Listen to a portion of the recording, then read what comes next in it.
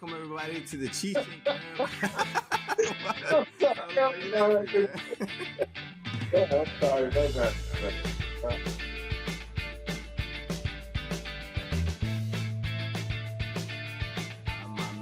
Oh fuck, dude, I messed up.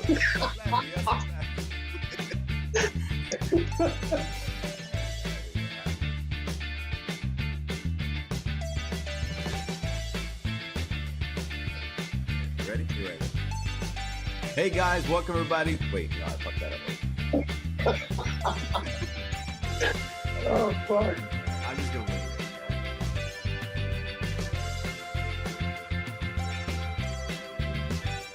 Of course, he's wrestling Ricky the Dragon Steamboat. Boy, you know, he was kind of built all around. You know, he had those huge thighs. You know, they kind of went well with his whole body.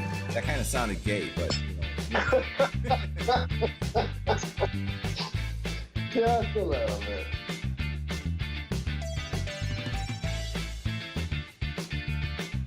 Goes down, running over him, and he tries to calm him down, and he goes back up to do it. I'm sorry, I can't stop. Oh, fuck.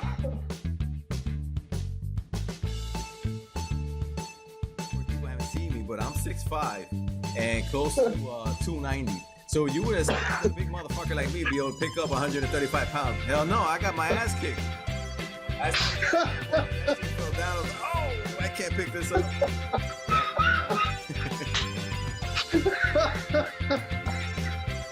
Oh, shit.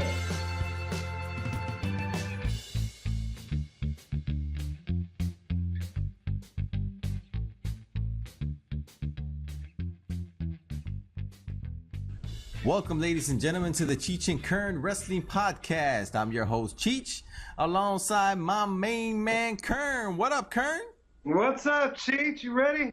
I'm ready. Let's do this. Episode 9 of the Cheech and Kern Wrestling Podcast, and we're here to talk about a very special episode today. We're going to talk about TNA Lockdown 2010. Now, this was TNA Lockdown 2010. Actually, this is one of their I believe, one of their first pay-per-views after Hulk Hogan had signed with the company. Yep, Hulk Hogan had signed in January 2010. This pay-per-view took place on April 2010, so this was just a couple pay-per-views in. And yeah, but before we get into TNA Lockdown 2010, Kern, let's talk a little bit about the current events going on. And I guess the biggest news we got going on this week, as we do this recording, is of course the news that broke. I think it was Wednesday or Tuesday or something like that, where Ring of Honor is going to be on Destination America. And not only is Ring of Honor going to be on Destination America, it's going to be on Wednesday nights, and it's going to be right before TNA Impact Wrestling. What do you think about that, Karen? What do you think about that big news that broke this week? Well, there's a couple of things there. First of all, there was also rumors that TNA is going to be pretty much done after September with Destination America. So that's one story. The other story, what I like about it is I love Ring of Honor being on television. I'm so sick and tired of having to watch the show online. I prefer to watch it on TV. So I'm glad that they actually got a TV show. And I'm awesome. I'm looking forward to it. Yep. Now, the thing that surprised me was on such short notice, TNA Impact changing nights. Not only are they changing nights, now they got a rival wrestling promotion on their channel before them the same night. I guess though those I don't know. I guess things between TNA and Destination America aren't they're not in the honeymoon anymore. Let's just put it that way. Well, the ratings for TNA, you know, when they were at Spike, they were averaging. Wow, if we go back, when I was watching TNA back early, they were averaging over 2 million viewers. Mm-hmm. Then they dropped down to like 1 million viewers. Almost 2 million viewers. Wow. Yeah. TNA was averaging almost 2 million. When Vince Russo was at the top of his game in TNA, they were averaging about 2 million viewers a week. Okay. And then it dropped. I mean, it dropped significantly. And then when they brought Hulk Hogan back trying to get the ratings up, you know, it got to about a million and change. But then TNA's problem is that they start something and they don't finish it. They don't even explain to you why they didn't finish it. They just cut it off and you're supposed to act like it never happened. Then they start off a new storyline, and then like a week later they cut that one off, don't tell you why, and then just start a new one. So it's kind of hard to keep up with TNA. So that's probably why the ratings are dropping. That's probably why Destination America is not too happy with them. And what I like about Ring of Honor being on Destination America is Ring of Honor has been around for a while, just about as long as TNA, since 2002. But their wrestling is like watching old school wrestling. I mean, they have the hardcore matches there. They have the title matches. They got great matches there. They got great talent that hasn't been exposed to the national audience, and now they're about to. So I think this is going to be great for Ring of Honor. Yeah, it's actually good. I was talking to you earlier. I don't get Destination America on my cable package, and I wasn't planning to upgrade for TNA, but now the ROH is on it. I'm actually giving it a second thought, and maybe I should upgrade my package to get Destination America so I can watch ROH and their wrestling show each and every week. Well, think about it. If you think about everybody that's in wrestling now, from Seth Rollins, Samoa Joe, AJ Styles, all these people come from Ring of Honor. Kevin Owens, Generico, all these people come from Ring of Honor. Cesaro, all these people came from there. I mean, they were fucking, kicking ass and taking names way before they showed up to the WWE. But most people don't know who these guys are because they're not on TV. Yeah. So that's big. One of the things that kind of surprised me was, why didn't TNA not sign like an exclusivity, like exclusive clause of them being the only wrestling promotion on Destination America? Well, because TNA is run by Dixie Carter. I'm pretty confident Vince McMahon wouldn't let no other company show up on USA to promote wrestling. Yeah. So I mean, it was Dixie Carter. She had lost Spike. She didn't know if she was going to have a TV show, so the first person that came jumping with anything, she grabbed it. Yeah, well, no, that turned out to bite them in the ass there. So, we'll see what goes on with TNA and ROH in the coming weeks. And, I want both promotions to do well, of course. As a wrestling fan, you always want to see more options out there. So, I hope TNA is able to, kind of hold it there. But, I don't know. Not looking too good for TNA, but we'll see what goes on in the coming months. The only thing I wish about Ring of Honor is that they would make their TV show a little bit longer. They only have 1 hour shows, and they usually only have about 2 or 3 matches in there. So I would like them to go maybe, a 2 hour show would be a lot better. Well, maybe that's just the right amount, because sometimes an hour show is just the right amount, the right fix you need. Like sometimes giving you more content is not necessarily better. I mean, look what happened on Monday Night Raw. They went from 2 hours to 3 hours, and that's just horrible show. All you have is like a whole bunch of replays, and it's just horrible. But maybe the 1 hour format will fit Ring of Honor pretty good. And I mean, Ring of Honor's always been 1 hour, but the only problem is it leaves you hungry for more. I mean, you don't get enough. So I think they should add the extra hour. Okay, all right. Well, we'll see how it goes with Destination America. We'll definitely be paying attention to that, see how it goes on. But another thing we got going on this weekend, Kern, is the Elimination Chamber pay-per-view on the WWE Network.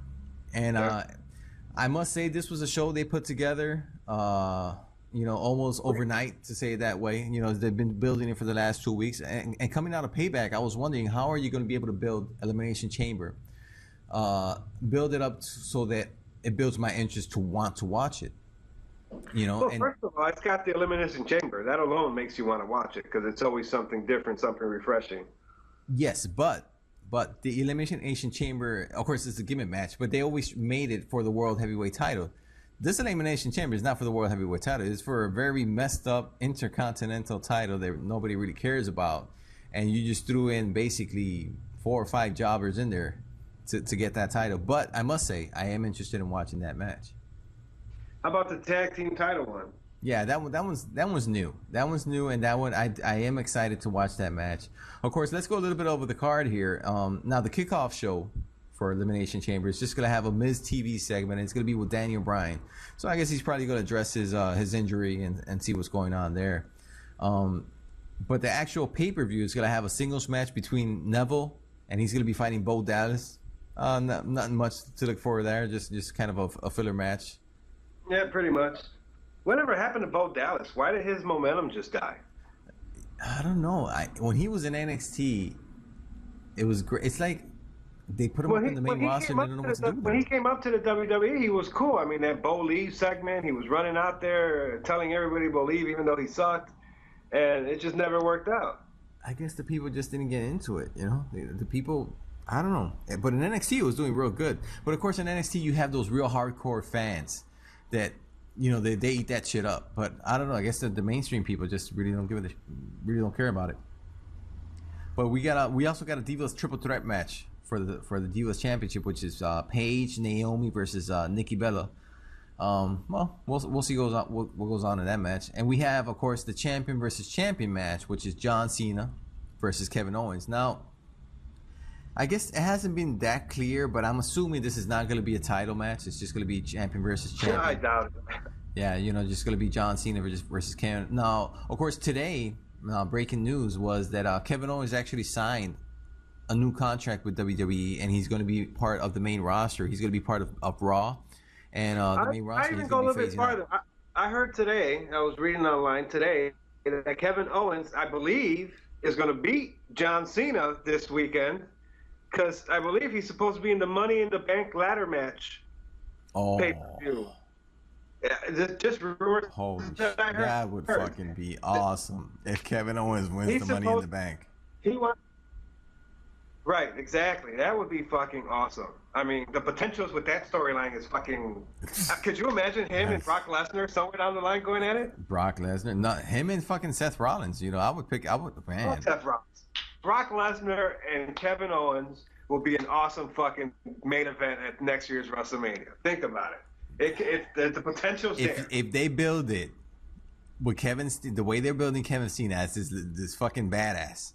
And then you got Brock Lesnar. You don't even build Brock Lesnar. You just leave Brock Lesnar there and come just show up at WrestleMania, you know?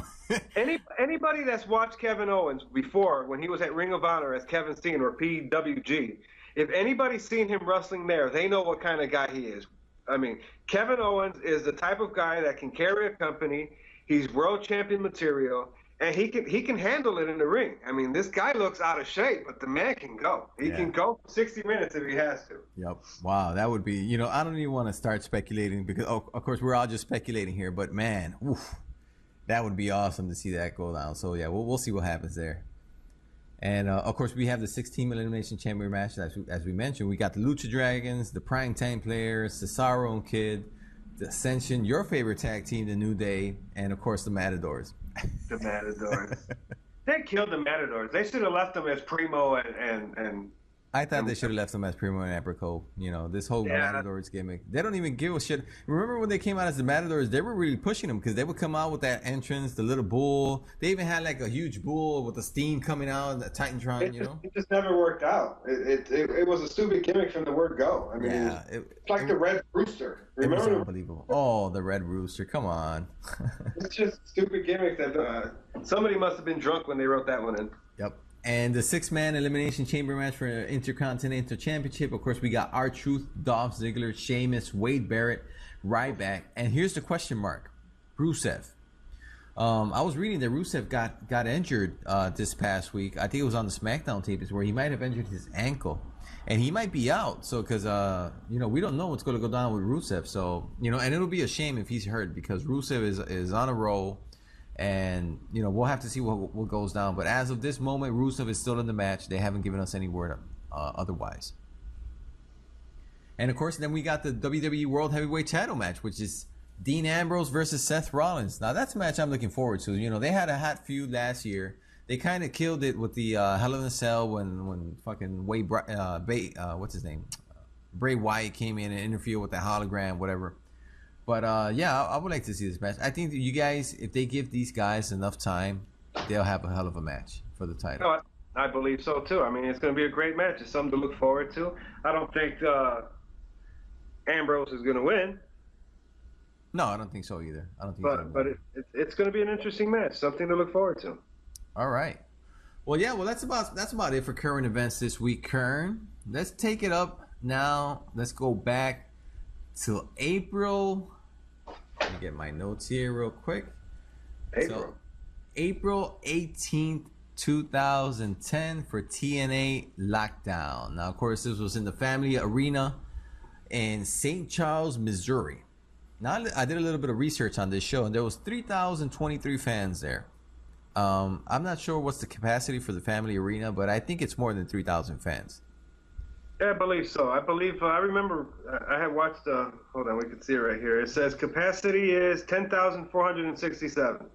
10,460. So we're talking about, I don't know, 30% Yeah, of the capacity was there for TNA Lockdown. Yeah, so we go. Now, this was, as we mentioned before, Hulk Hogan had just debuted on TNA on January 4th, 2010.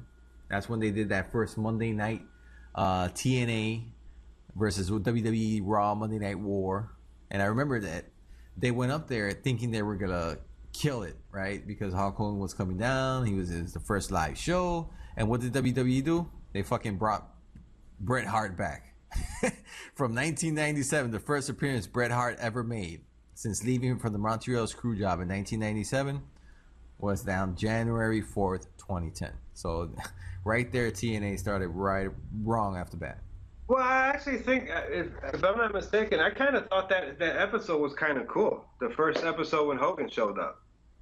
We had a lot of people show up that you weren't expecting to show up. Ric Flair, Jeff Hardy, Eric Bischoff. All these people showed up. The Nasty Boys showed up.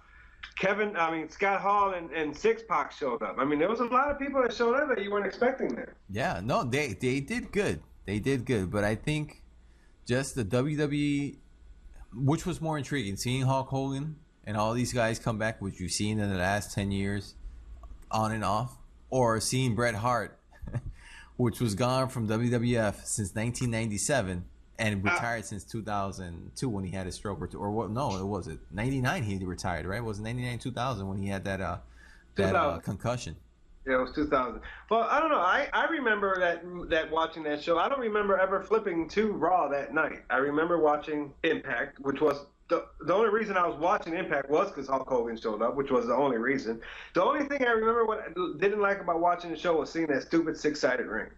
And when they put at the end, there was a cage match at the end where Jeff Hardy climbed the red cage. Yep. I couldn't stand seeing that six-sided ring. I was so happy the following week when the first thing they come out and there's a four-corner ring there saying we're moving back to the four. I was so happy. I actually thought TNA was going to actually become something right then and there. But was it the next week, or was it? I think it was. Wasn't it the first pay-per-view Genesis where they changed to a four-side? Man, I'm pretty sure it was the next week on TV. Okay, because I remember it was. I remember tuning into it and I seen the four-sided ring and I'm like, holy shit, they went back to it. First thing Hulk Hogan came out with Eric Bischoff and they said the first thing we're going to do is go back to the traditional four-sided ring.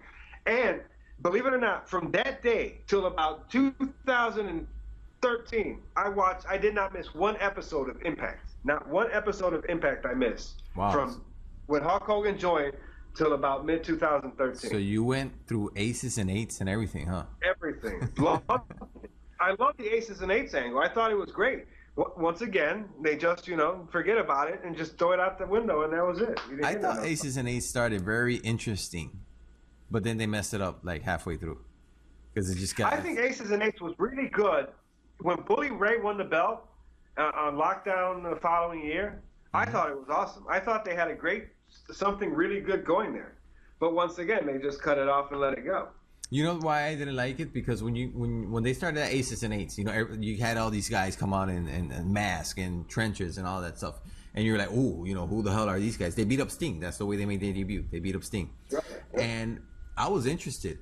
But then when you started seeing all these mid-card rejects from WWE being the guys in aces and eights, that's when I started losing interest. Because you had fucking Luke Gallows. Wait a minute.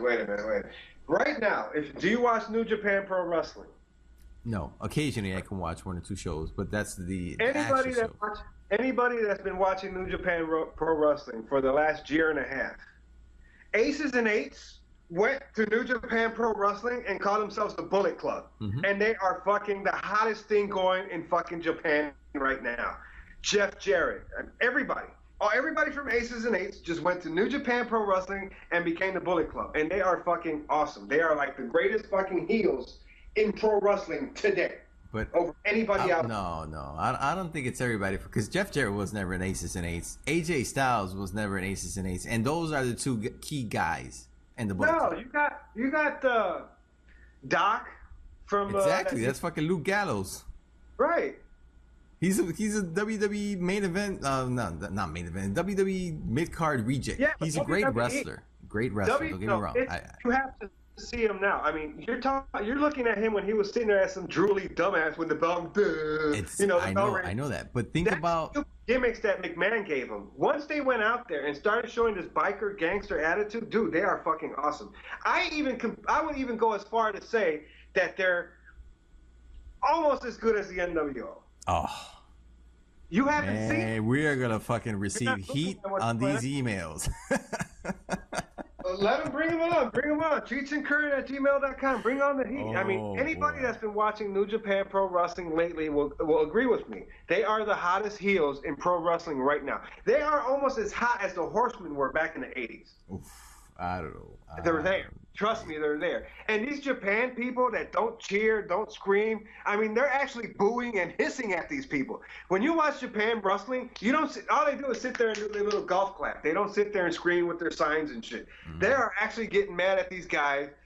It's nice. It's awesome. You got. Well, I can't vouch for it because I haven't watched New Japan Pro Wrestling. I'm not really following it. But I don't know. If they're anything like they were in TNA, SSN8s, I'm not buying it. They're there. They're awesome. They added Jeff Jarrett to the mix. They added AJ Styles, and AJ Styles, IWGP Heavyweight Champion, so he's like running it. I mean, it's awesome. They got some dude there that thinks his name's Arn Anderson. His name's Anderson. I can't remember his first name right now. Carl Anderson. Dude, he's just like the Enforcer Arn Anderson. Same moves, same body style, same look. I mean, it's fucking awesome. And it's just they actually got all the belts right now in Japan. They got the tag team titles, they got some other junior weight title, and AJ Styles is their heavyweight champion. All right, well, we'll see. I'll give you the benefit of the doubt because I'm not following New Japan Pro Wrestling. But Doc Gallows, you still suck. Anyways, let's go here. Let's go back to TNA Lockdown 2010. Now, of course, as I mentioned, now the beginning of the show, the announcers opened the show explaining that Doug Williams is not here due to the volcanic situation overseas that caused a complete shutdown of commercial airline flights in Europe. Now, of course, if you remember, back in this area in 2010, there was a big, huge volcanic eruption, and it was under the ice or something like that, and it melted the ice, and all that caused like a huge ash cloud, and the planes couldn't fly through it. So he was stuck in Europe. He couldn't come back, so he was going to be a no-show on the show. And of course, they also mentioned Six-Pac or X-Pac. He missed the call time to the building for the show, so he wasn't going to be there either. I guess Taz mentioned they had like a 1 o'clock or a 2 o'clock, bell time and call time, and he didn't arrive. So do you have any recollection of why he didn't show up? Any news or something like that? Because I wasn't able to find anything. I actually remember. I can't remember where he was. He actually went to another wrestling company that paid him more for the night. I remember the story about it. I can't remember what wrestling company was it, but he ended up in some independent show. He said online, he told everybody that he already was booked before and he couldn't cancel or something, which was all bullshit. And they ended up saying that he ended up getting paid a little bit more for him to show up at the independent match. Okay. Wow. But I mean, that's his. That's why he's no longer there, and you'll never see him again in TNA. He burns every bridge. That's his decision, right? He manages his business the way he wants to. But I mean, you got to think about it. You're going to a live pay-per-view versus an indie show. You got to think about it. But hey, he handles his own business. So we go first to the first match. Here was Rob Van Dam versus James Storm. Now the winner of this match gives his team the advantage in the Lethal Lockdown match that was going to be the main event for tonight. And of course we have the match starts. I got a couple of notes on the match. The match starts. RVD drop kicks the door into Storm's face before he can enter the cage. RVD continues to beat down on the floor around ringside. Then RVD climbs up to the side of the cage. After draping Storm across the guardrail, RVD has that move where he throws the guy over the guardrail. The guy's kind of hanging there. Well, he got on top of the cage, and he landed his kick onto Storm. That's some impressive shit from what he did right there. Yeah, of course. I mean, RVD he's always been very athletic. So he comes off the cage with his leg drop onto Storm. Then they finally get into the cage, and RVD is busted open already. I don't know how he got busted open because I wasn't able to see hitting the cage or anything, but he got busted open very fast in this match, and he was bleeding a lot. They get into the ring, they start fighting, then Storm counters one of the high spots of RVD, and he starts controlling the match for the first time. Storm, he does a badass DDT on RVD. You know, RVD has that athleticism where you do that DDT and he kind of like stands up on his head. You know, he did one of those DDTs. Yep. Then RVD is able to counter Storm's offense, and he sets up a five-star frog splash for the win at 6 minutes and 40 seconds. This was a relatively short match, but it was a good, hot opening match for the show. I agree. I like Rob Van Dam. When Rob Van Dam showed up in TNA, I thought it was good for the company. I mean, he has a name recognition. He was still, you know, able to compete and in some good matches. I liked Rob Van Dam when he was with TNA. It was actually, I thought, a good signing for them at the time. Talking about these start and stop storylines, do you remember when Rob Van Dam was the TNA champ? He was the TNA World Heavyweight Champ. Yep. They beat him, or they relinquished the title from him for some reason, and that never had they never explained what happened after. He never had a rematch. He never nothing. And I thought that when RVD was the TNA champ, I was digging it. You know, I was really liking RVD as a champ.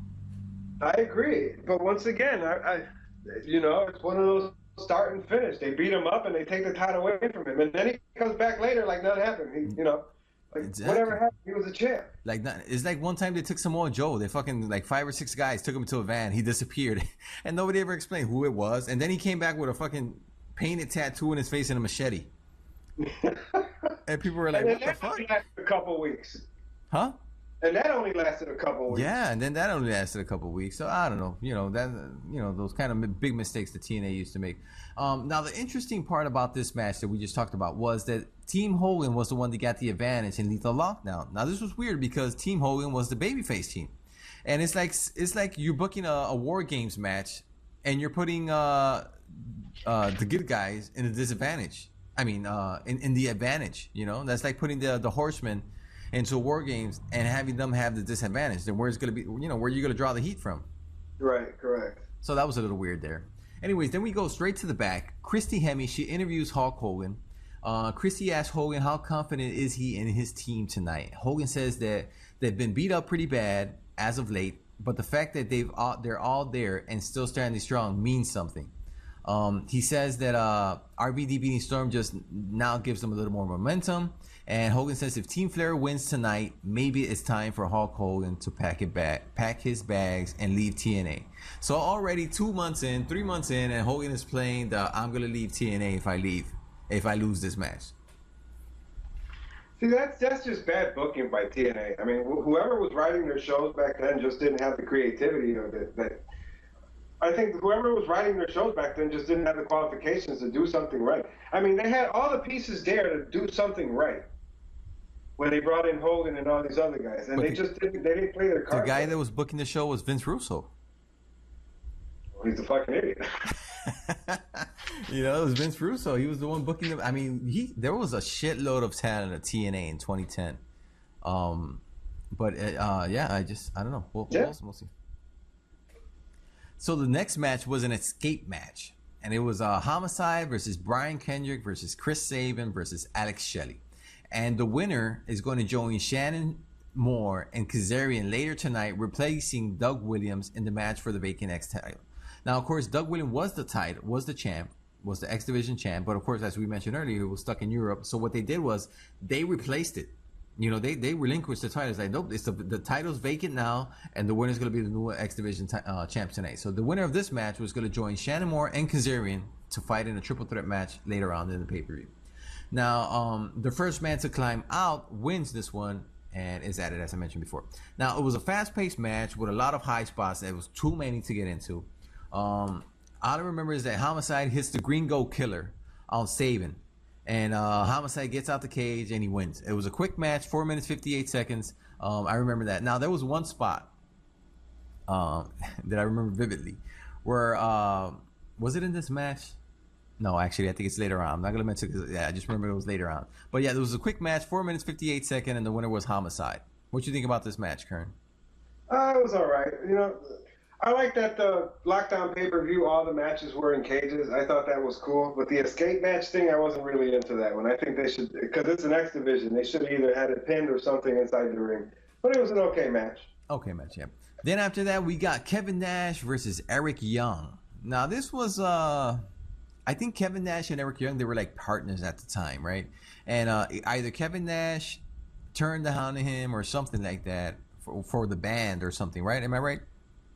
Yeah, and Kevin Nash and Eric Young were actually a tag team at the time. Then after Hogan signed and then Hall came back and X-Pac came back and they formed the band, Eric Young was kind of feeling left out. That's pretty much how the storyline went. But they had done kind of like a storyline where Eric Young was going to be part of the band, right? And then they turned on him. I can't remember right now off the top of my head, but it's something similar to that because they ended up leaving him out. Yeah, something like that. But anyways, so it was a relatively short match. Young is taking it to Nash early. He controls most of the offense. Then Nash uses a split second. The ref was distracted to do a low blow and turn the tide of the match. Young makes a small comeback, but it isn't long thereafter where Nash is able to hit the power bomb and he takes the victory with a quick match, 4 minutes 50 seconds. This was kind of like a throwaway match. It was Nash just beat the hell out of him, as he should because he was such much bigger than Eric Young. And your winner was Kevin Nash. Then after that, Kevin Nash, he gets on the mic. He says he got a little news for the boys in the back. He says Scott Hall will not be coming out alone tonight. He says that not as long as he's breathing, there's a breath in his body, he's going to let Scott Hall come out alone. And he says he'll be Hall's partner tonight against Team 3D. So you get a little reunion from the outsiders to fight Team 3D tonight. Then after that, we got the TNA Knockouts. Now, this was an interesting match. You had the TNA Knockouts title, and you had the Knockouts Tag Team titles all on the line. And they did an opening package where it showed that Angelina Love, which was the champion at the time, won the title in a lockbox showdown from Tara. What the fuck was that? It was, do you remember it? Do you remember that segment? Yeah, man, that was so gay. I can't remember the exact of it, but I remember it was stupid, man. I'm like, what the fuck are they doing? They showed like a little opening package where these 4 women were standing on the stage, right? And each woman had next to them like a little lockbox. And then it was like the lockbox challenge. And everybody's like, well, what the hell? No, I mean, not the lockbox challenge, the lockbox showdown. Everybody's like, what the hell's the lockbox showdown? Jeremy Borash is out there doing the introduction. Exactly. So every woman would turn the key, open the lockbox, and whatever was in the lockbox, that's what you got, right? So Tara, she was the champ at that time, the knockout champ. She opened the lockbox, and out comes the spider. For some reason, at that point, her spider was missing. She used to come with a big tarantula to the ring. Somebody had taken it; it was missing something. Anyway, she opened the lockbox. The tarantula's out. She's all happy. She's like, "Yes, I got my tarantula back." This and that. The other 2 women, I don't even remember what they got. And then we go to Angelina Love. She opens the lockbox, and the fucking TNA Knockout Championship is there, and she becomes the champ. Right. This was one of the booking decisions that I was like, okay, I'm gonna bear with it, I'm gonna work with it, but it makes no sense whatsoever. It was just stupid planning. It was just dumb. Yeah. So then this was a tag team title match. It was Angelina Love and Tara versus the Beautiful People. Now, this was a high stipulation match, as I mentioned. So whoever gets the pin wins the TNA Knockouts champion, and her team becomes the TNA Knockouts Tag Team champion. So it was a decent back and forth match between all 4 women. They all got their moves in there. They started fighting, hitting each other back and forth. The finish came when Lacey Von Erich. Oh my God, Lacey Von Erich! I forgot to mention Lacey Von Erich. Lacey Von Erich came down to the ring as part of the Beautiful People, and was she candy for the eyes. But anyways, the finish comes when Lacey Von Erich is able to hit Tara with the belt from behind, allowing Madison Rayne to get the pin for the victory. 5 minutes, 10 seconds. And your new TNA Women's Knockout Champion was Madison Rayne. And, of course, your Knockouts Tag Team Champions was the Beautiful People. Yeah, I like that. That's my favorite version of the Beautiful People, with Lacey Von Erich, Velvet Sky, and Madison Rayne. I didn't really like too much Angelina Love. First of all, she looks like she needs to eat food. She looks like she's too skinny. Somebody needs to get that woman a cheeseburger. That's what they need to do. A couple of cheeseburgers. She needs some bacon. She's like she's anorexic. I mean, she's not attractive whatsoever. No, I do not find her attractive. So that was my favorite version of the Beautiful People. Yep, I agree. Then after the match, Tara beats up Angelina Love. Love was pissed off. She was looking at Tara like, "Oh, you got pinned, you bitch, this and that." And so what she does is Love helped her up, and they started walking away. As she walked away, Tara blasted her from behind. She beats her down and leaves her there, and she walks away. That's basically what happened there. Then we go to the back. Jerry Borash interviews Team Flair with AJ Styles. Woo! Flair comes down. He says it's Flair country tonight. He puts over his team, and he says he's going to get rid of Hogan forever. And then they interview AJ Styles about his match against the Pope, D'Angelo De Niro, later tonight for the TNA title. Now, of course, this was the AJ Styles that was doing the whole Ric Flair's style gimmick, you know? And, suits and with the wardrobe. Exactly, with those big-ass diamond earrings. The only thing missing was for him to paint his hair blonde. Yep, exactly, and leave it grow out a little bit. But he says he's going to beat the Pope, and there's only two things Pope can do about it: nothing and like it. I kind of like that. I kind of dig that that little quote from AJ Styles. Then after that, we go directly to the X Division title. It was Homicide versus Shannon Moore versus Kazarian in a triple threat match. And this will be for the X Division title due to Doug Williams being stripped, like I mentioned before. Kazarian and Moore, they beat the crap out of Homicide against the cage early in the match. Then it's every man for themselves. They start fighting. Kaz and Moore do some pin attempts, spots back and forth on each other. Nothing much goes on. Now, this was the spot where I was mentioning where Homicide, he's on the top rope, and for some reason he's trying to do this move, and he hits the back of his head against the cage, and he yells very loud, "Coño!" Now, of course, Homicide, he's Puerto Rican. Now, anybody who's Puerto Rican has ever heard the word "coño," you know that means like damn, like fuck. You know, he hit his head so hard. So that was, very interesting. I just busted out laughing when I heard it. I remember that. That was funny. And then Homicide, he's able to hit a double diamond cutter type move on Moore and Kaz off the top rope. That was a badass move he did there. And then the finish comes with Kaz hitting a move on Homicide. They look kind of insane. It was kind of like a reverse inverted pile driver. I have no idea what he calls that. Do you know what Kazarian calls that move? No, I do not, but I know which one you're talking about. It's an impressive little move. Yeah, I thought he fucking paralyzed Homicide when he hit him with that. Anyways, he got the pin off that for the victory. 9 minutes and 7 seconds, and your winner and new X Division champion was Kazarian at the time. Now I like Kazarian as the X Division champion. I like Kazarian, period. I think he was great at Ring of Honor. I loved him when he came to TNA. They just never used him right. I like the way, because I don't know if you remember when Hogan and Bischoff came in January. There were already feuds going on, of course, as every wrestling show there is, and they kind of like stopped everything, and they kind of did like a reset. And in this reset, they did like, for example, this fucking showdown bullshit between the knockouts, and they gave the title to Angelina Love, and they started like mixing all these, but slowly they were getting the people that they wanted on top were the ones they were getting. As you see, Kazarian, they were high on Kazarian here. Right. And we would get later on onto the Kurt Angle Ken Anderson match, and of course Hogan was a big fan of Ken Anderson, so you immediately saw that impact when you put him in a program with Kurt Angle and they fucking gave him half an hour in a pay-per-view. I agree. Yep. Then after that we go to the back. Christy Hemmings, she interviews the Pope. Pope is pimping. And I love the Pope gimmick at this time period. He's I love it too. I thought it was awesome. I think they should have ran with that one. That could have been something interesting somewhere down the line. Yep. Definitely agree with you with that. He says he's already beat Styles before, and he's going to become the new TNA World Heavyweight Champion. And he leaves saying Pope is pimping, And I loved it. I loved the way his delivery. I loved the way he talked. I loved everything about this character. His entrance. I loved the way he came into the ring too. His entrance was nice. Yep.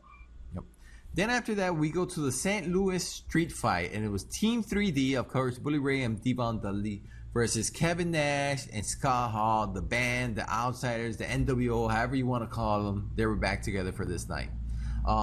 It was good because it was now this was of course supposed to be a cage match, but Team 3D attacked Nash and Hall on the ramp as they were coming to the ring, because before the match began, Team 3D announced that it would be a St. Louis street fight, meaning falls count anywhere. So then they're fighting all over the arena, everywhere, in the crowd, out the crowd. They're throwing beers, they're throwing chairs, they're throwing everything at each other. I thought that was a great match. I thought it was a fun match. Yeah, I thought this match was going to blow, but it was a really good match.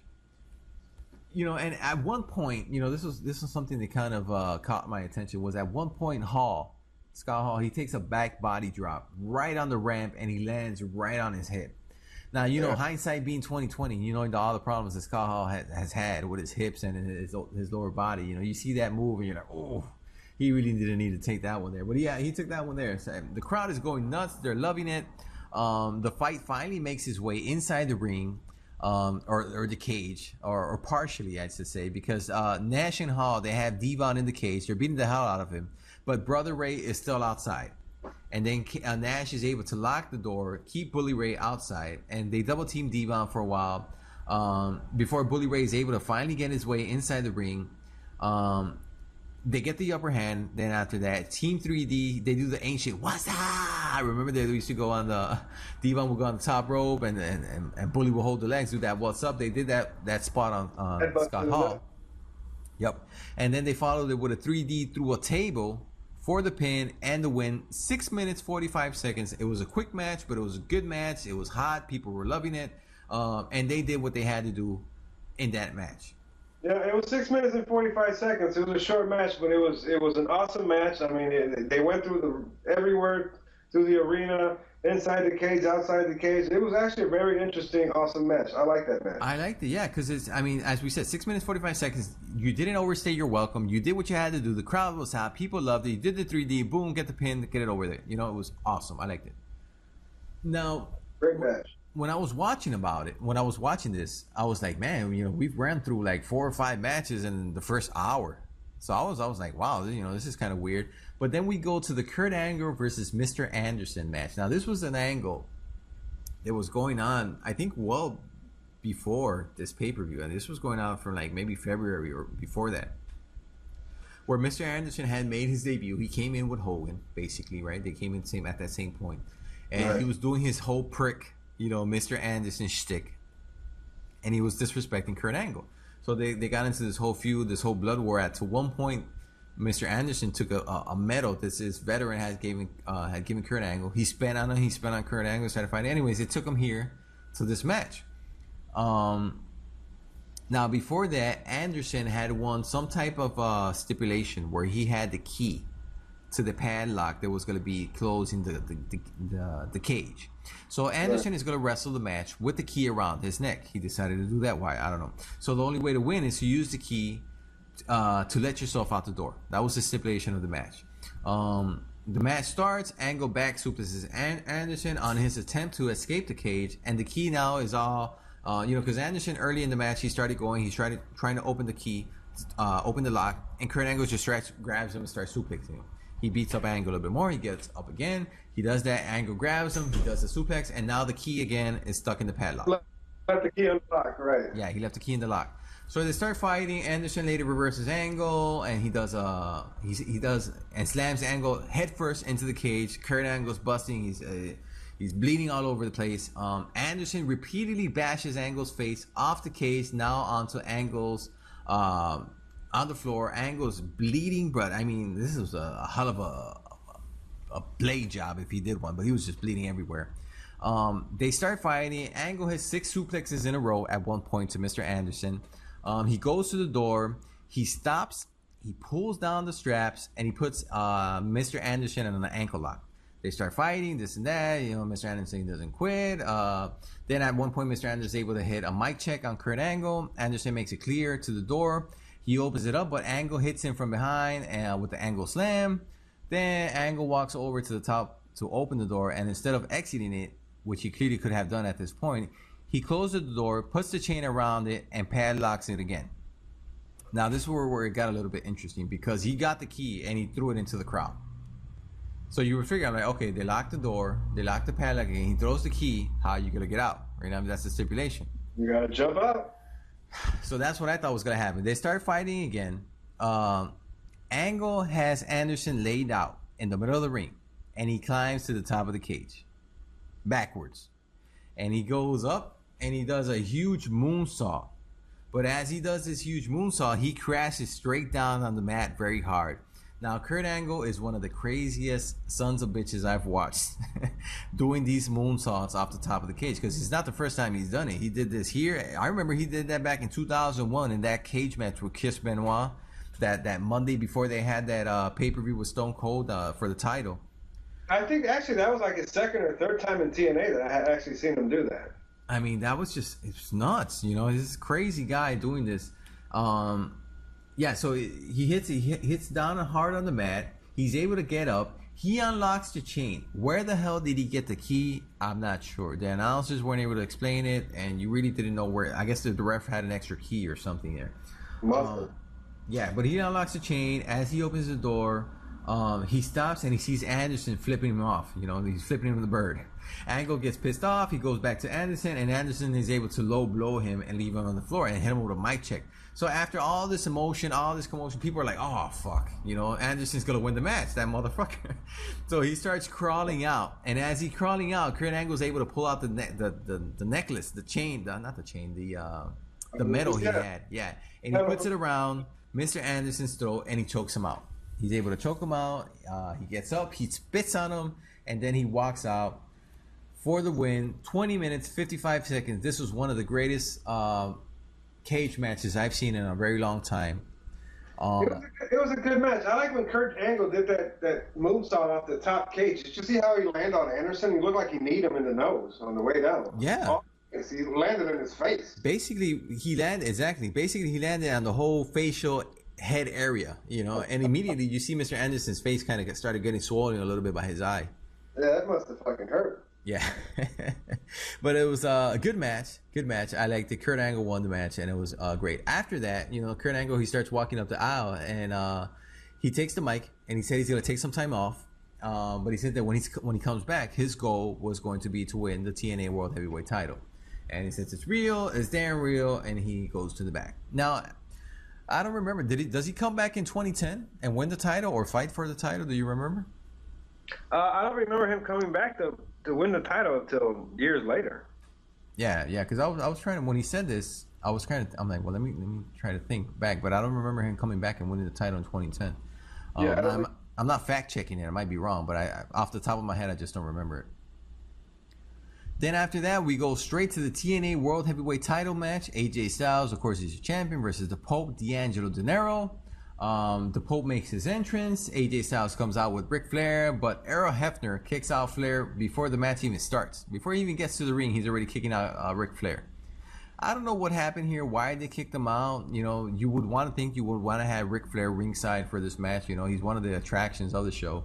But they kicked him out. I think he was banned from ringside for that match. I know, yeah, he came down, and for some reason they banned him. He wasn't even supposed to come out with them. Oh, okay. So he wasn't even supposed to come out. Okay. Right. I know he went out there, and Errol was like, "No, you gotta leave." Yeah, it was a stipulation. He wasn't even supposed to be out there. Okay, yeah. So then the crowd was very into this match. You know, there was a loud "Pope is pimping" and "Let's go AJ" chant. We're going all throughout the crowd. They really like the match. The fight is back and forth. They go back and forth for a little bit. Then AJ is able to work the legs of Pope. Pope counters by throwing AJ Styles onto the steel cage wall. Then Pope hits the diving headbutt off the top rope onto Styles. Styles, moments later, is able to hit a Pele kick out of nowhere. Then he's able to hit a 450 splash. Now, for you know, just to see the athleticism of AJ Styles, able to hit a 450 splash out of nowhere. You know, he just gets on the top rope, does a 450 splash, and that's not even the finish of the match. I mean, that was good.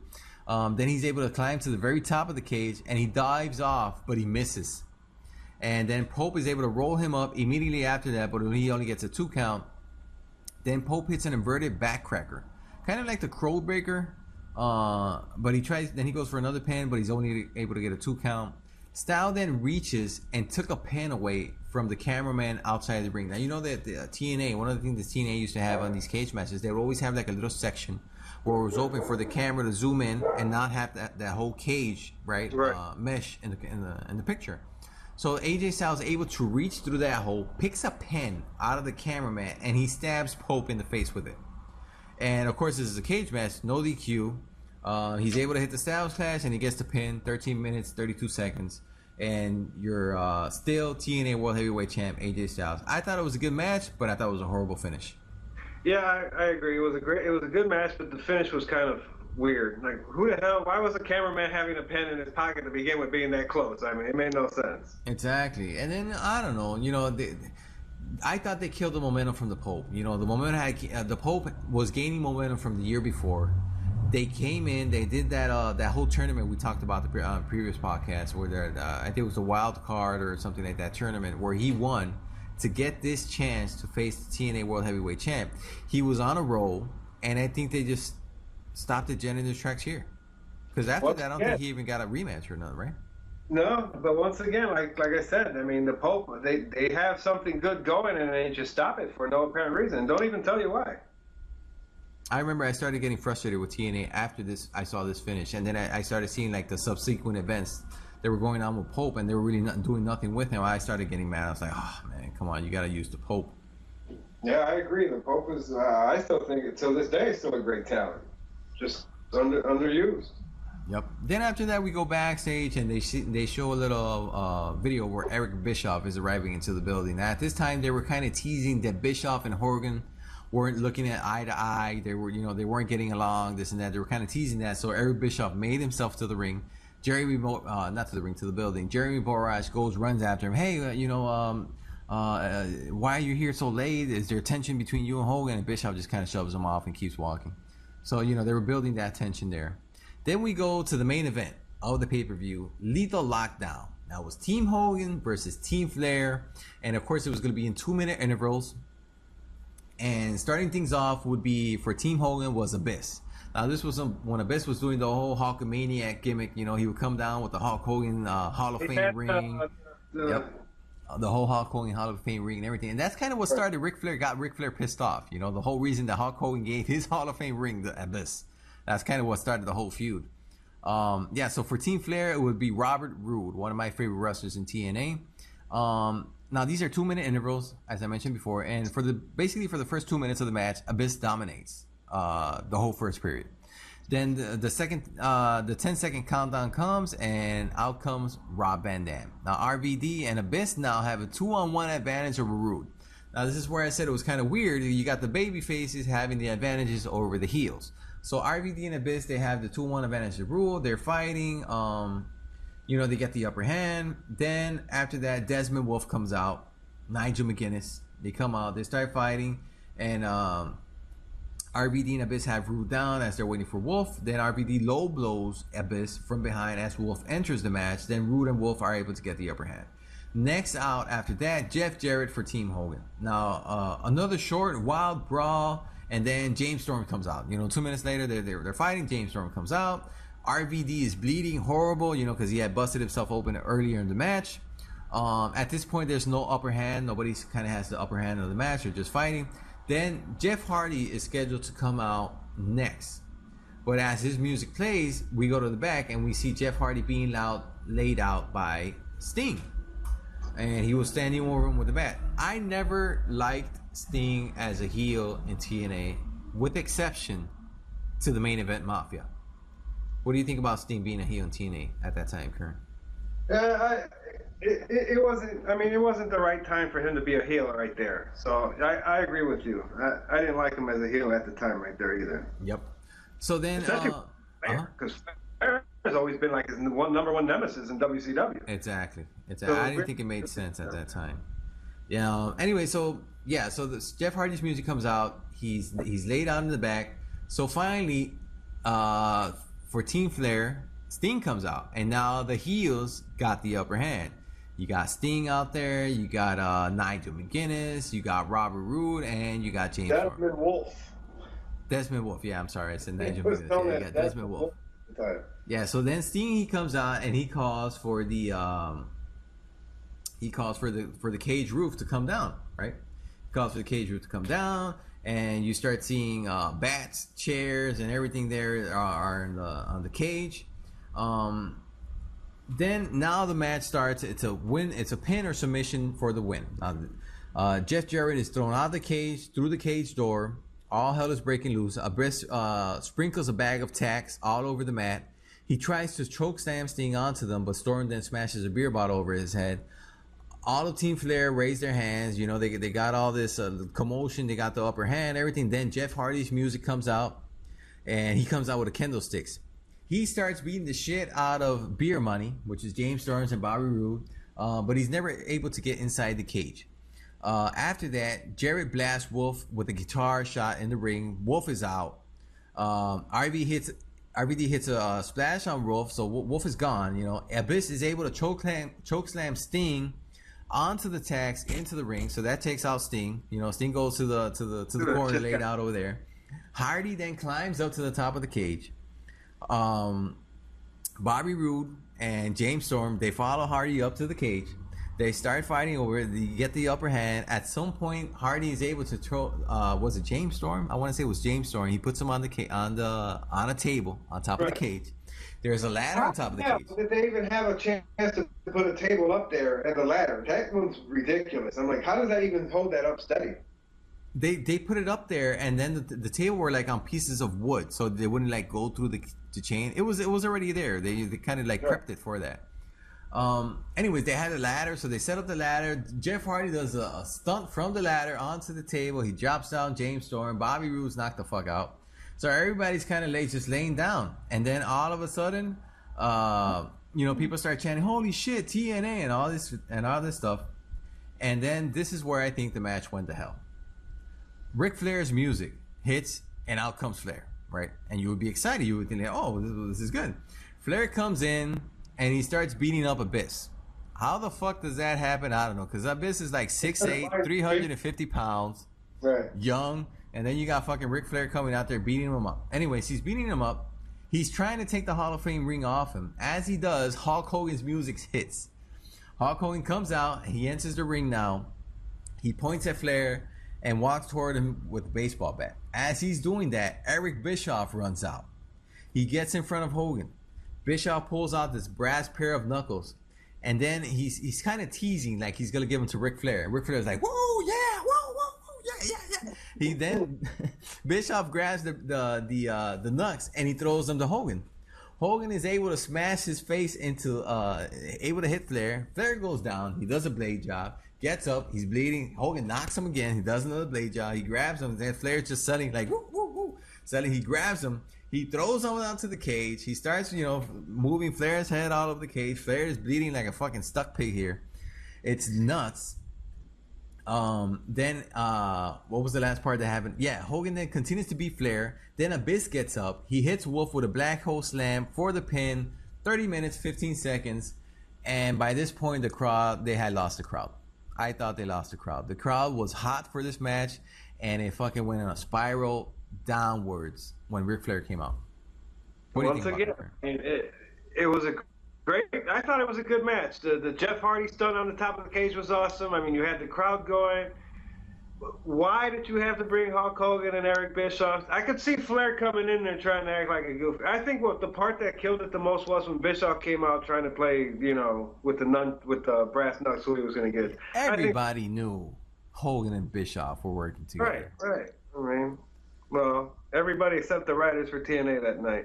But I thought the overall match, it was okay. I mean, the ending sucked, but the overall match was kind of cool. I liked it. Yeah, no, that's how I said. Everything from the match was great. When Hardy, when Hardy knocked out, went through the table with James Storm, the match up to there was awesome. Then it was that whole finishing sequence where they came down. That's where I think they kind of messed it up, and that's where the crowd kind of started that, because then you see the crowd were like confused, like, wait a minute, what am I supposed to, like, what am I supposed to do now? See, that's the problem for people that've been to wrestling, that've been to live wrestlings. You don't know what's going on. Mm-hmm. On TV, they're telling you why that guy's running down here and what he's planning to do. But when you're there live, you don't have you don't hear the commentators. You don't know what the hell's going on. And then the thing is, TNA has this fucking thing where they don't show like the backstage segments to the live crowd for some reason. Like, for example, now I'm assuming here, but these interviews with Hogan and Flair, I don't know if they showed them to the live crowd. So you wouldn't know that Eric Bischoff had arrived. You probably wouldn't have known that Hogan and Bischoff were still not seeing eye to eye. So you would have wondered, like, what the fuck's going on here? Right, you would have never known what was going on. Yeah. Other than that, I thought it was a solid show. It was fun to match. It was a quick watch. I watched it in one sitting. I enjoyed it, but because of that finish, I had to drag it down a little bit, so I gave it a 7 out of 10. Well, you're being a little bit more generous than I am, because I was going to give it a 6 out of 10. A 6 out of 10. Okay, but it's fair. You know, it's fair. I gave it a 7. I thought it was an enjoyable show, but a 6 is a fair score. Yeah, it was a good show. It was a good show. It's just some of the matches didn't make sense. Some of the endings and some of the stuff there. Yeah. But it was wrestling-wise, it was a good show. Yep. I didn't enjoy the whole AJ Styles finish. That kind of blew it for me, and this overbooked finish kind of messed it up also. But other than that, great show. 7 out of 10. All right, ladies and gentlemen, so it's time to go to our mailbag section. Love mailbag section. Yep, for the Cheech and Kern Wrestling Podcast. Now, first, we got a little bit of feedback we got to get to here. Our first email, of course, was from our main man in Spanish Harlem, our man over there, Tony Culapeta. And he says, what's up, guys? First of all, thank you for the shout outs. Thank you for the Raw shows. That was cool. The next show is Lockdown. I've never seen a show. He says he's not a TNA fan, but he was looking forward to the show tonight. And so here we go. I hope you enjoyed it. And it says you guys should talk a little bit more on the Crippler being on the WWE Hall of Fame. Now, of course, if you guys remember, we talked a little bit about Chris Benoit being in the Hall of Fame. So he wants us to expand a little bit on that. But other than that, he says, love the shout outs. Tell Oliver from the UK, Wayne Barrett sucks. That has to be his favorite wrestler because that's all he talks about. He says he got the show idea. How about the Nitro and Raw from the same night head to head? Who had a better show that night? And so what do we think? Yeah, so we'll definitely consider that, you know, finding a Monday Night Raw and a WCW Nitro from the same night and review those shows on a show. So yeah, we'll put that on the list there for Tony. I like that idea. I think it's kind of cool. We'll have to figure one that was an awesome show for both. Yep. Yeah, we'll try to get that, and we'll get working on that, Tony, for a couple of next shows. So and then he mentioned about the Crippler, Chris Benoit, to the WWE Hall of Fame. I think we should say that for another show where we can actually go into specifics for it because we're getting kind of late on this show. But that's a good topic. And Tony, if you're listening to our show, which I'm positive you are, why don't you send us a feedback on what do you think about Chris Benoit? Should he or shouldn't he be in the Hall of Fame? And give us your reasons why. Yeah. And we'll pick it up in our next episode. Yeah, we can do that. Anybody else that's listening that wants to send their thoughts about the Crippler, Chris Benoit joining the WWE Hall of Fame, send us your comments at cheechandkern@gmail.com. Yep. Yeah, we talked a little bit about that last time. As I mentioned before, I got my mixed emotions on Chris Benoit joining the WWE Hall of Fame, but we'll talk about that a little bit later on a future episode of the Cheech and Kern Wrestling Podcast. So pay attention to that. So our next email here comes from Jeff Gibson. Now, of course, if you guys remember Jeff Gibson, he was the guy last week who actually suggested us to watch TNA Lockdown from 2010 because he was at the show. What's up, Jeff? Yep, so shout out to Jeff over there, and he says he was at the TNA Lockdown show. He said he enjoyed the show as a whole. He said the crowd was very hot throughout the whole show. He loved the Kurt Angle moonsault off the top of the cage. He said the building was about 20 to 30% full. So, you know, he thought it was a decent showing for TNA at that time. He said TNA looked like a legitimate wrestling company at that time, and of course it was a couple of months removed from the debut of Hogan. Now, going back watching this event, it felt like TNA was a big deal. Not a huge deal, but it felt like it was on the map. You know, just to say, like you watch TNA today, and you just feel, I don't know if it's all the vibe, all the rumors that are going around, you just don't feel it as big as it was back in 2010. I agree. They actually looked good on TV too. I mean, the camera, the stadium looked full from the camera angle, and they had the big jumbotron TV showing stuff. I mean, it looked like a company should be looking on TV. Yep. Yeah, and one of the things TNA has always done very well is they've always been able to film their crowds as if that arena was fucking packed, filled to the gills. You know, even though if it wasn't. Bound for Glory 2013. Remember the Bound for Glory 2013? Yeah, we've all seen the pictures of the Bound for Glory 2013. And, that building, when you see it on pay-per-view, it looked full. But, of course, it wasn't like that. So Yeah, so good shout out to Jeff Gibson and thank you for the show. It was actually a good show, Jeff. So appreciate your suggestion there. Then after that, we got a new listener sending us the email today. His name is Jesus Cartagena, and he comes from Ciudad de Mexico, Mexico City. Mexico City, and he says, "Hey guys, I've been listening to your show and love it. Hope you guys keep up the good work." He says, "How about SummerSlam 2002 for a future episode? And who do you think will be the next big Latino superstar on WWE?" By the way, he thinks it's going to be Kalisto from Lucha Dragons. Who do you think could be the next big Latino superstar in WWE, Kern? Well, I don't think WWE right now has a young Latino superstar that can come up right now. So I'm going to have to answer that question by saying I don't think they're there yet. Okay. They might be somebody in the future, but I don't think they have that person there yet. Okay, that's fair. That's fair to say. I do like Kalisto. He said Kalisto. Kalisto is fun. He wears the mask. He does all these crazy moves. He's great. I think he could have the potential to be a good star, a huge star, kind of like Rey Mysterio did. But like that next big star, like kind of like what they had with Alberto Del Rio when he came in. When Alberto Del Rio came in, he was a huge star. Oh yeah. He came in huge. The cars, the Rolexes, Ricardo, everything. He was huge. Then they kind of brought him down to the mid card. He really didn't mean that much. Then after that, but if they could get another Latino star like that and bring him up, I think they'll have good potential. Now, one of my favorite stars, I mentioned this before on one of the first podcasts I think we did, was Carlito. I thought Carlito had really good potential when he came into WWE at the beginning I think it was at the end of 2004.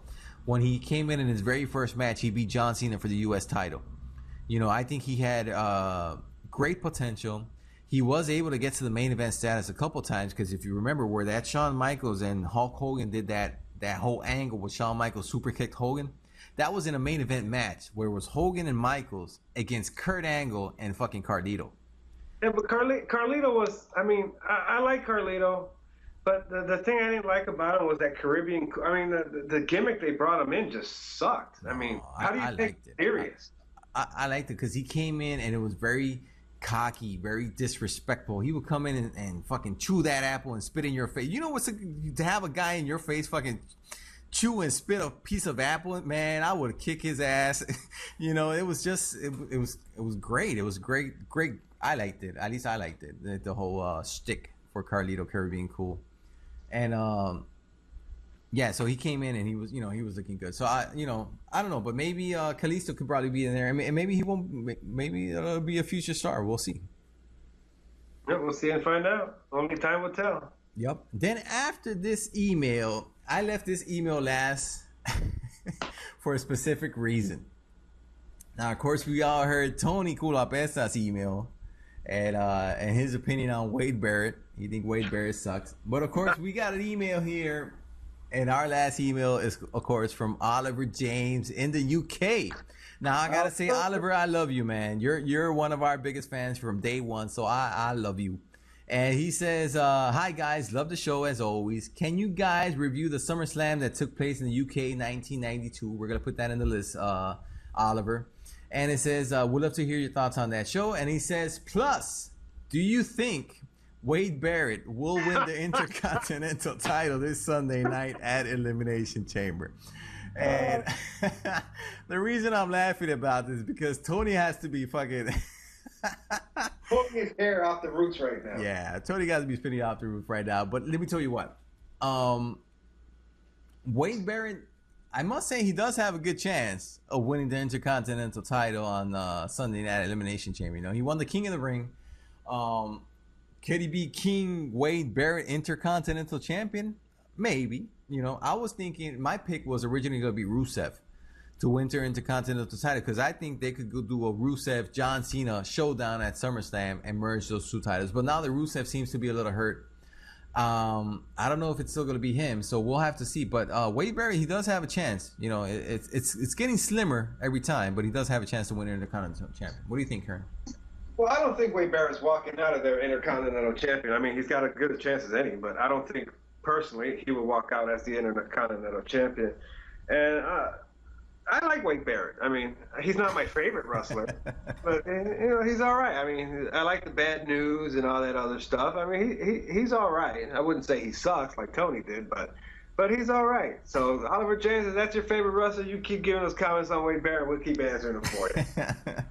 Yeah. So friends from the UK that feel comfortable calling us. now I must say this. I am looking forward to this Sunday, as I mentioned before, the Elimination Chamber, and this is one of the matches that I want to look for because I know that the guys that are in there, they're all workhorses, and they're gonna do a hell of a match and a hell of a job at that Elimination Chamber. So we'll see. And if it's Wade Barrett, well, it'll be Wade Barrett. If it's not, well, it's not Wade Barrett. But yeah, that so yeah.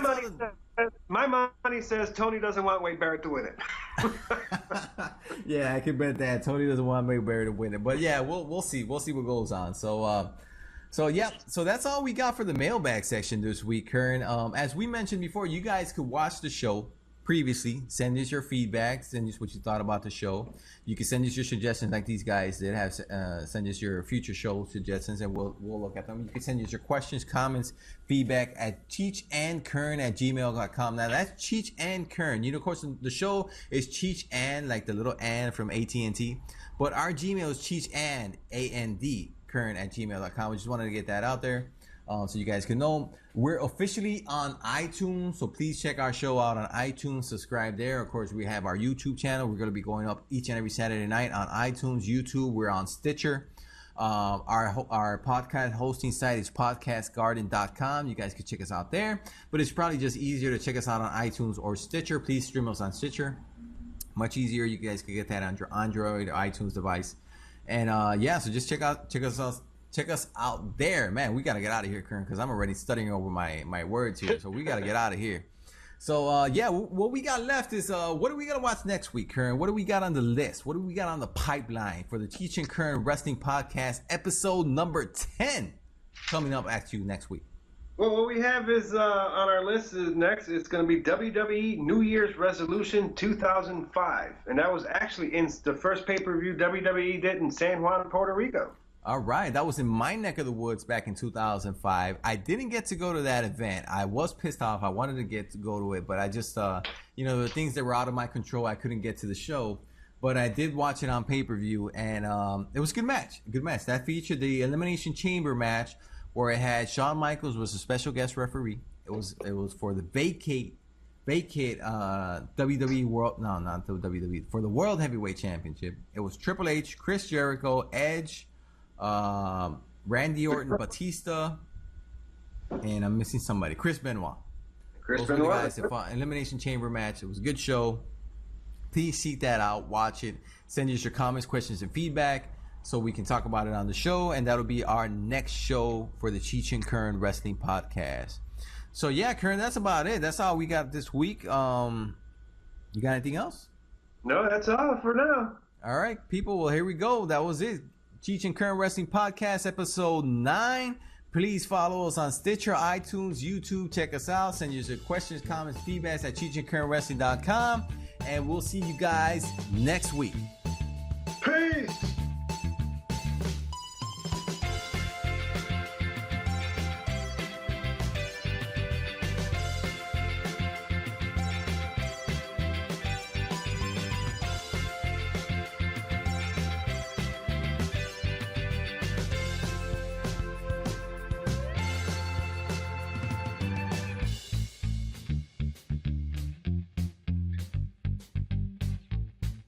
I got nothing else. It's closing time.